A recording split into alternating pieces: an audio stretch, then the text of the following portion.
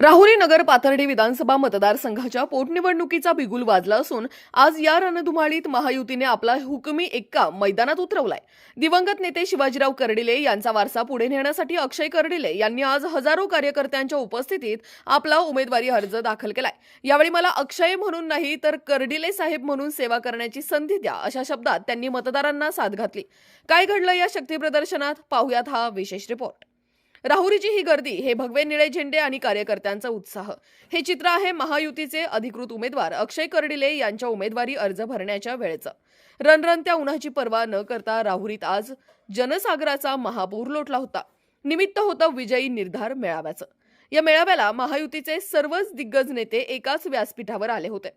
भाजप प्रदेशाध्यक्ष रवींद्र चव्हाण, पालकमंत्री राधाकृष्ण विखे पाटील, विधान परिषद सभापती प्राध्यापक राम शिंदे, माजी मंत्री बबनराव पाचपुते, आमदार मोनिका राजळे, आमदार विठ्ठलराव लंघे, आमदार काशीनाथ दाते, आमदार अमोल खताळ, रिपाई जिल्हाध्यक्ष सुनील साळवे, सुभाष पाटील अशा नेत्यांच्या उपस्थितीने विरोधकांना एक प्रकारे तगडा इशाराच देण्यात आला।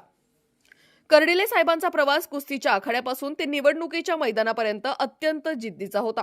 त्यांची कार्यशैली आजही लोकांच्या मनात घर करून आहे अशा शब्दात रवींद्र चव्हाण यांनी शिवाजीराव कर्डिलेंच्या आठवणींना उजाळा दिला। त्यांनी प्राजक्ता तनपुरे यांच्या भेटीचा संदर्भ देत अक्षयला आशीर्वाद देण्याचं आवाहन केलं। पालकमंत्री राधाकृष्ण विखे पाटील यांनी अक्षय कर्डिलेंच्या सुशिक्षित आणि तरुण नेतृत्वावर शिक्कामोर्तब केलं। हा विजय केवळ एका जागेसाठी नाही तर महायुतीच्या विकासाच्या स्वप्नासाठी आहे असं ठाम प्रतिपादन त्यांनी केलं। पण या संपूर्ण मेळाव्याचा सर्वात चर्चेचा आणि भावूक क्षण ठरला तो म्हणजे अक्षय कर्डिले यांचं भाषण। साहेबांच्या आठवणीने गदगद झालेल्या अक्षय यांनी थेट जनतेच्या हृदयात हात घातला। जशी साथ तुम्ही आजवर कर्डिले साहेबांना दिली तशीच साथ या मुलाला द्या। मला अक्षय म्हणून नव्हे तर कर्डिले साहेब म्हणून तुमची सेवा करण्याची संधी द्या। व्यासपीठावर माजी मंत्री बबनराव पाचपुते, आमदार संग्राम जगताप, सुरेश धस यांच्यासह अनेक मातब्बर नेत्यांची उपस्थिती महायुतीची अभेद्य एकजूट दर्शवत होती। विधान परिषदेचे सभापती प्राध्यापक राम शिंदे यांनी कर्डिले साहेबांच्या 6 टर्मचा दाखला देत अक्षय कर्डिलेंमध्ये तोच कर्डिले पॅटर्न असल्याचं सांगितलं। विजय कानडे, बलराज पाटील डुकरे, माजी सभापती भीमराज हार्दे, राहुरी भाजपा मंडल अध्यक्ष धनंजय आढाव पाटील, रामकृष्ण पाटील हार्दे, सोपान गागरे यांच्यासह हजारो कार्यकर्त्यांच्या घोषणांनी राहुरी परिसर दणाणून केला होता। या शक्ती प्रदर्शनानंतर आता राहुरी नगर पाथर्डीच्या मैदानात महायुतीने मोठी आघाडी घेतल्याचं बोललं जात आहे।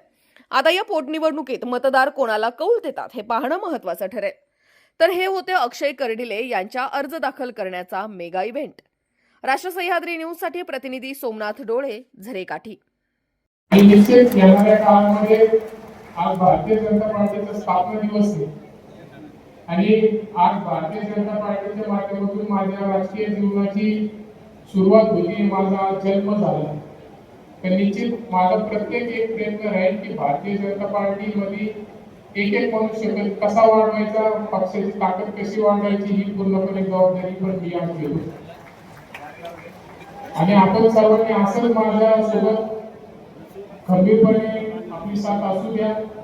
आपल्याला कधीच निराशा होणार नाही, आपला शब्द माझ्याकडून कधी खाली पडणार नाही, मी कधी कोणाला एकटं सोडणार नाही। कुठेही येऊ, माझ्यासाठी आजपासून तुम्ही माझे साहेब आहेत, म्हणजे तुम्ही माझे वडील आहेत। त्याच पद्धतीने मी तुमच्या सर्वांचा मान सन्मान करेन एवढंच त्या निमित्तानं सांगतो। आपल्या सर्वांचा आशीर्वाद, आपल्या सर्वांचं प्रेम आणि तुम्ही मला ही जी संधी मिळवून दिली, मी पुन्हा एकदा सर्वांचे, फडणवीस साहेबांचे, माझे पितृ समान नामदार राधाकृष्ण विखे पाटील साहेब, सुजय दादा, शिंदे साहेब, चव्हाण साहेब, संपूर्ण भारतीय जनता पार्टी, मोनिकाताई, सर्वांचे पुन्हा एकदा तुम्ही, सुरेश अण्णा धस साहेब, संग्राम भैया जगताप साहेब, भैयांचं दादा तुम्हाला किती सांगितलं तरी माझ्याकडे पण पूर्ण नाही। म्हणजे सगळ्यांनीच, माझी आई, माझ्या सारी बहिणी, माझे सगळे नातेवाईक, मित्रपरिवार, ही सर्वसामान्य जनता, या सर्वांचे मनापासून आभार मानतो आणि नक्कीच मी आपल्या सेवेत आजपासून हजर आहे। सेवेत म्हणजे अक्षय म्हणून नाही तर शिवाजीराव कर्डिले साहेब म्हणून मी आजपासून तुमच्या सेवेत हजर आहे। एवढंच सांगतो। सर्वांचे पुन्हा एकदा मनापासून धन्यवाद देतो। जय श्रीराम।